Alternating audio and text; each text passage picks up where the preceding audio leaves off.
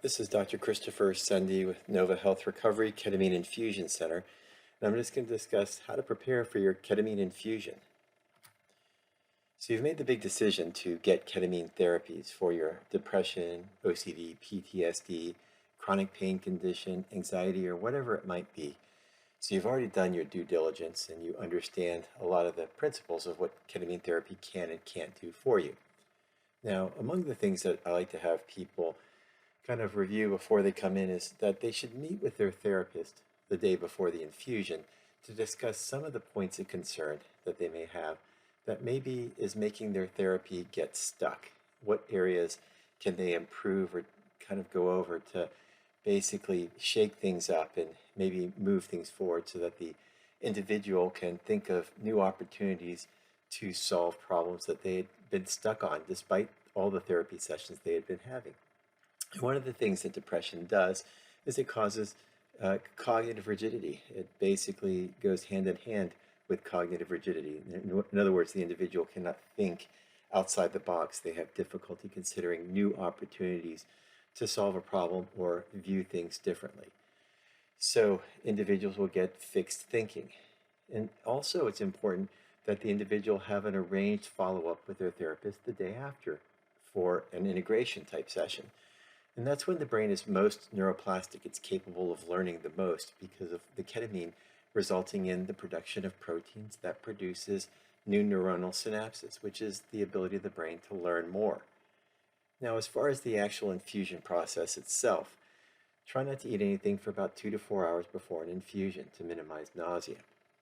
And different clinics have different rules regarding food and liquids. At Nova Health Recovery, we generally allow people to drink even during the infusion itself. Again, you're going to be awake during the infusion experience. Most infusions start at a lower dose, and it's given over a certain period of time, generally 0.5 milligrams per kilogram, ideal body weight over 40 minutes.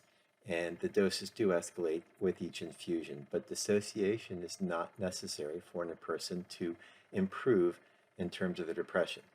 It's also important for you to arrange a ride, so you have to have somebody to drive you home and somebody to take you to the office.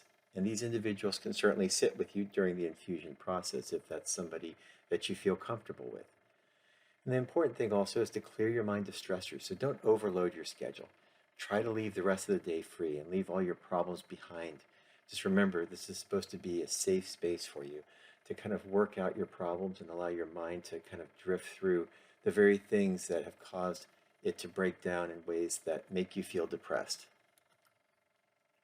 It's important for you to take your usual medications on the day of the infusion. So take your blood pressure medications, any type of general anti-anxiety medications that are regularly taken, any type of general conditions that you are treating should basically have the medications taken at the usual times so that they work in the way that they're supposed to. The ketamine has very few interactions. There are some concerns that benzodiazepines such as Valium and Ativan can decrease the efficacy of ketamine. But what we find at Nova Health Recovery is that generally for individuals on benzodiazepines, sometimes they do require slightly higher ketamine doses to make things work better, but it doesn't interfere with the process so long as the benzodiazepines are used on a regular basis. It's important also to take any prophylactic medications for nausea or dizziness if it's prescribed. And at Nova Health, we generally give scopolamine patches to help minimize dizziness and nausea. And those are applied several hours before, just like you would if you were going on a cruise. And there are other medications like Zofran for nausea that should be taken maybe an hour before just to minimize any symptoms. And I'd say about maybe 1 in 5 patients, if they didn't take anything at all, would get nauseated with ketamine dosing.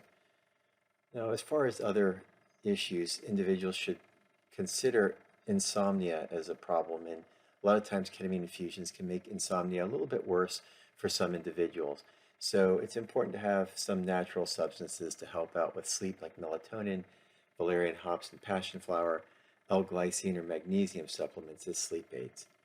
Also consider other vitamins and supplements as prescribed by your doctor, such as vitamin D, methyl B12, B complex, omega-3 fatty acids, to help augment the infusion process as well as the results. A lot of times there are vitamin deficiencies, And by correcting those, you can actually help out with the process. And then there's the ketamine infusion time itself. And this is done in a basically home-like atmosphere, just a relaxing atmosphere. We generally use mood lights, ambient lighting. We also use galaxy lighting or just a dark room, depending on what the individual wants, with Sonos type music pumped in to the individual's room, or they would just use headsets to listen to any ambient music they would choose as they sit basically in a lazy boy type recliner. So what do you bring to this particular infusion? Basically, ambient music's important. So you can look up Spotify playlists or ketamine infusion channels for approximately a 1 hour session. You want to bring noise canceling headsets, comfortable clothing, a weighted blanket possibly, eye shades, a close friend or family member to sit with you, and a journal to enter your thoughts after the infusion. And then there's the aftercare. So the infusion has been done, what next? Well, obviously somebody's going to drive you home. You'll walk out of the office, maybe a little bit wobbly, but that clears up within the hour. And if you have any insomnia after the infusions, it's important to consider, again, those things like melatonin or VHP, but sometimes we have to prescribe medications just to help people get that extra couple of hours of sleep, and that varies from person to person. What's also important is to get moving, to get outside, to stay activated, and to also eat well, to make certain you don't skip meals and that you eat something that's healthy, such as a Mediterranean-style diet. And then also start connecting with friends and family. Start socializing and getting out there and structuring your time, enrich your environment so that you stay challenged, so that your brain can change. And you want to continue to integrate with your therapist with therapy sessions regularly.